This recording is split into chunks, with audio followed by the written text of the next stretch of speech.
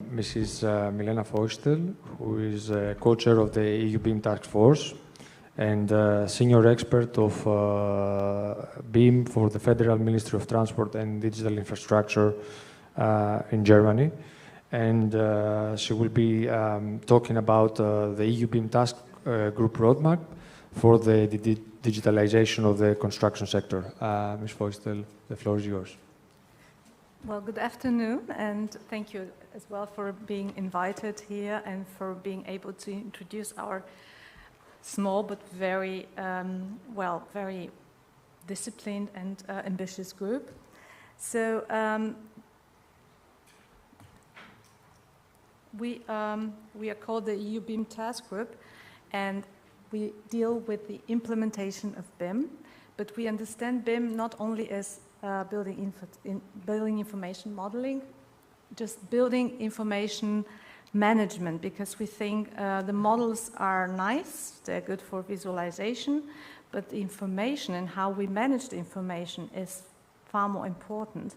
So we started 2016, and we are a team, a group of European public procurers who all believe in the power and in the future of digitization of the construction sector, and now BIM as being the most important instrument for that. We are called EU BIM Task Group. So our idea is to share best practice experience. We are all experts on national levels, and we think when we collaborate and exchange our experiences, we will help everybody to improve. So the first number of members, beginning 2016, include 12 countries. All these countries had a strategy to implement BIM, and they are still leading in one way or the other. And 2018, that was the second phase of our group, we were happy to welcome 12 other members, so all in all we're 24 countries now. And why we do believe that we are important, and why do we think we should collaborate? Well, the first evidence is the numbers. You all know that the construction sector contributes 9% of the GDP of the European Union, so this is quite a lot of money. At the same time, it employs a lot of people. The biggest employer on European level is the construction sector. And what you see, well, all these numbers are just, I would say they're relevant, because what matters is the non-monetary aspects of the construction sector. Can you imagine our lives without buildings and infrastructure? So the backbone of all our activities, social, economic, or cultural, they take place in the built environment. So it's really very important. And at the same time, if we have a look at the degree of digitization, we just find out that we are the least digitized, the last sector ever to get digitized, which is why we have to act quickly and to do something, because we are important, but we are not digitized. So therefore this is also another little kind of evidence that there is a gap between the northern and Scandinavian countries and the eastern and southern countries in Europe. So this is also an issue we want to work on, so that everybody gets on the same level and we act as a European market.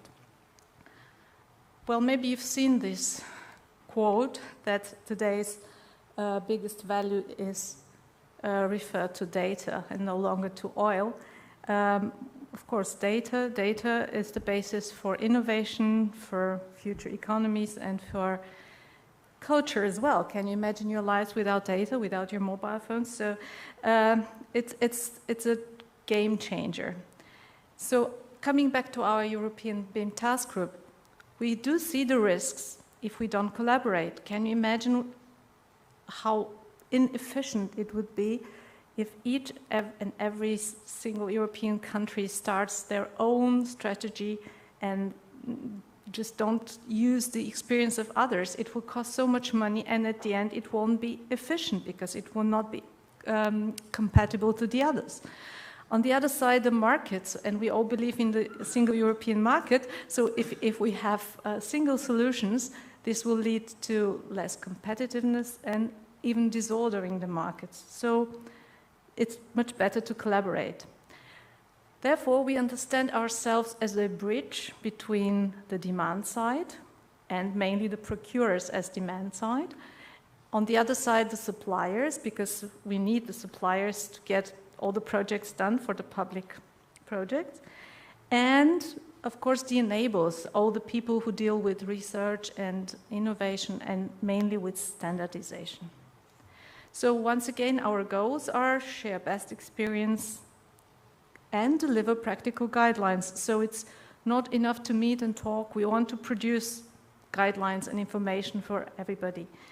And our main belief is that open formats, so open BIM in our case, are the key to a successful competitive market. So we really work on that as well. So just a few examples what we did so far. We did a survey in 2017 and wanted to see which countries, which governmental bodies have worked on the digitization of their construction projects. And as you see, the green fields are more than the red ones, and still we think there is scope to improve that.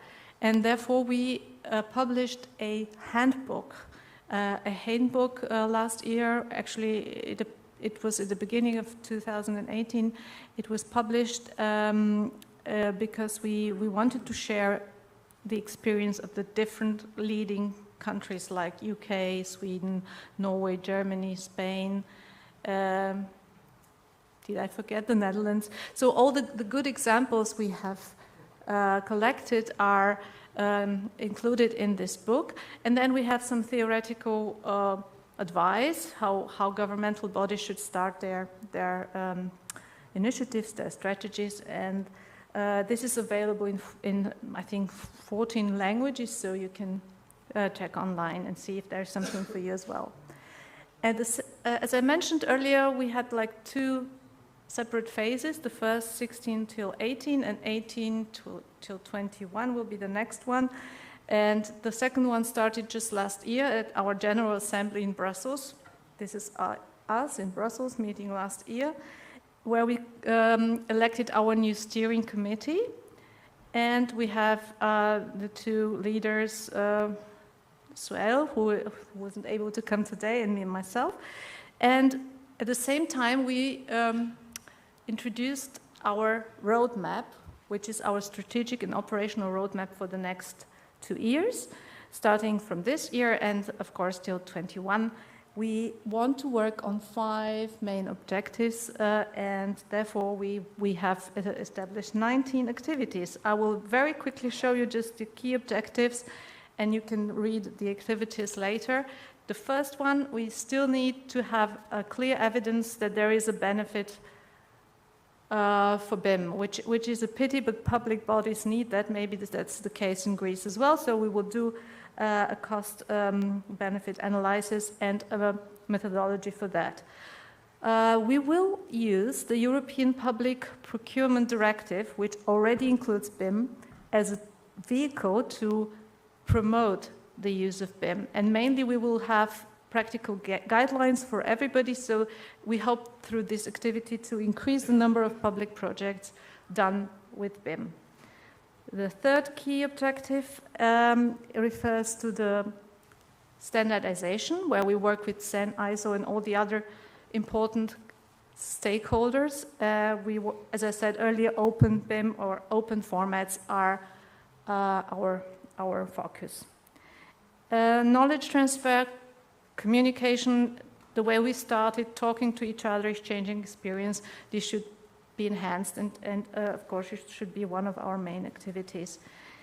And last but not least, we also want to support member states and to think about the future, so to establish a long-term strategy, because BIM is just the beginning of a long journey. We already heard some some interesting results about smart cities. Artificial intelligence is coming. What we are now working on is digital twins, all things that are related to BIM, or they can be kind of developed from BIM, so we want to prepare that one. So that was about our EU BIM task group. At the end, I would like to say a few words about another project. It's called DigiPlace. We just started on the 3rd of September, and this project is the second initiative funded by the European Commission. It's one of the Horizon 2020 projects, and actually the only one dealing with the construction sector. So we were happy to get the budget, the funding. The budget is €1 million, and therefore we are going to, first just a few words who we are. It's a consortium of 19 team members, and 6 are European professional associations, 2 professional associations from Italy. And then we have 4 research and investment bodies like universities and just research institutes. And we have people dealing with standards like Building Smart, two of the kind. And then we have the 3 member states, Italy, France, and Germany. So 19. I hope I didn't miss any of them. Anyway, a big consortium. We won the bid. And now what we're going to do is to prepare a proposal for a European digital platform for the construction sector, which sounds great, but now we have to see who is going to be